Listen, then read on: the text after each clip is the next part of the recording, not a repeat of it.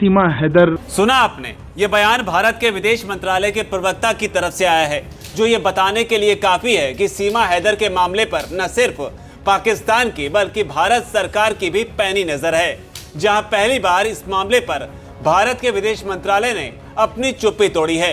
हालांकि विदेश मंत्रालय के प्रवक्ता अरिंदम बागची का ये बयान एक सवाल के जवाब में आया था, लेकिन ये जवाब बताने के लिए काफी है कि सीमा को लेकर भारत सरकार किस दिशा में आगे बढ़ रही है। आपको बता दें कि नेपाल के रास्ते सीमा हैदर जब से भारत में दाखिल हुई है, उसके बाद से वो लगातार जांच एजेंसियों के रडार पर है, जहां यूपी एटीएस लगातार उससे पूछताछ कर सच जानने की कोशिशों में जुटी है। लेकिन बावजूद इसके मामले में अब तक कुछ भी साफ नहीं हो सका है। राज उस वक्त और गहरा गया जब पता चला कि सीमा का कनेक्शन पाकिस्तान की आर्मी से भी है, जहां उसके भाई की पाकिस्तानी सेना की वर्दी में आई इस तस्वीर ने तहलका मचा दिया। लेकिन इधर भारत में कुल 18 घंटे की पूछताछ में सीमा ने कई सवालों के जवाब तो दिए, लेकिन कुछ सवालों के जवाब देने से वो बच रही है। सीमा ना तो ये बता रही है कि उसने अपना पाकिस्तानी सिम क्यों तोड़ा था, ना ही फोन से डेटा डिलीट करने पर कोई जवाब दे रही है।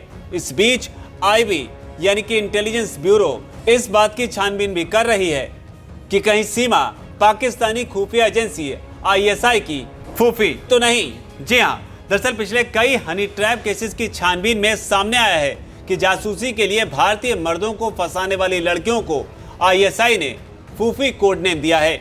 लेकिन जब इस पूरे मामले पर भारत के विदेश मंत्रालय से सवाल पूछा गया तो अरिंदम बागची ने साफ साफ कहा, हमें मामले की जानकारी है और हम मामले पर नजर बनाए हुए हैं। सीमा को अदालत के सामने पेश किया गया था और अब वो जमानत पर बाहर है।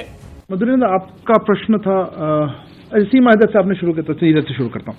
नीरज, आपका प्रश्न था सीमा हैदर वाले मुद्दे पे।